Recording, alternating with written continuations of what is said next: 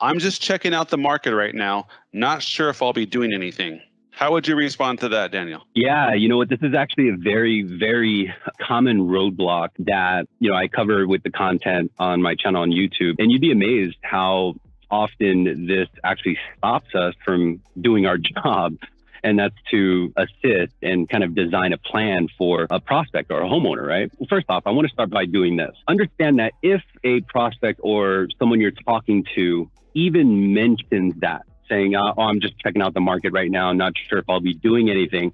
A lot of LOs will take that as, okay, they're stopping me. I got to get the best deal. I got to get maximum pricing exceptions.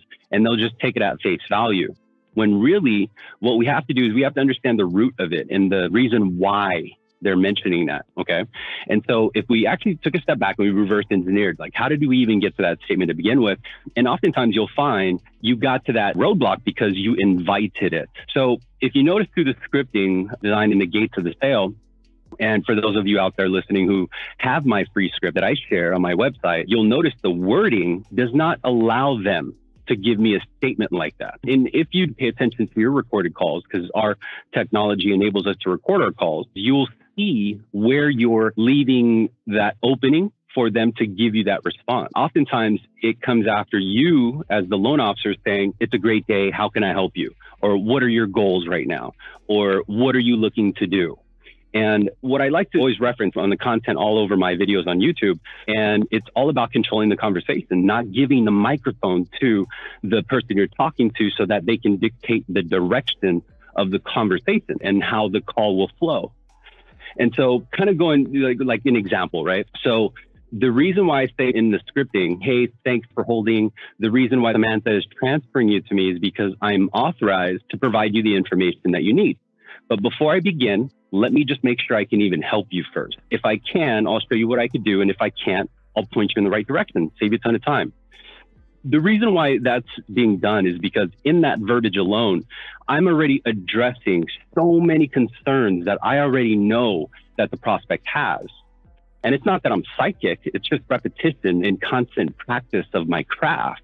This is the gateway to even create a funded loan. I have to first break past their barriers and earn their trust and their loyalty, right? Well, number one is I'm letting them know my authority, letting them know that they're talking to the right person. I said I'm authorized to provide you the information you need.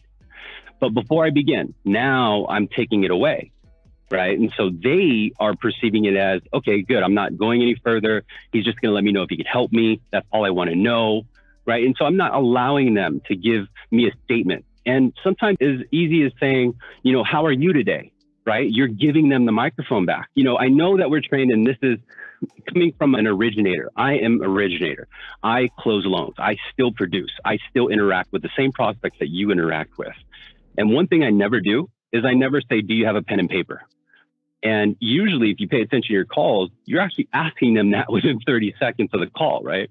But why is that a problem? Well, it's a problem because number one, when you ask them to do something, you have not earned the right yet to ask them to do something. So if the very first thing you say is, hey, my name is Daniel, thank you so much for holding. Before I begin, let me give you all my contact info. Do you have a pen and paper? So immediately I'm giving them control of the mic, but I'm also letting them determine whether or not it is worth their time. I'm making it actually harder for them to continue my conversation. So instead, what I'll do is I'll do two things at once. I'll confirm their email is correct, and I'll let them know it's in their inbox. Now I've made it easy for them. They appreciate that, as opposed to me giving them a task. The likelihood of them having a pen and paper at the time of your conversation is going to be very minimal. You want to remove the resistance. And here's the secret sauce. The way to remove the resistance is don't allow it to happen.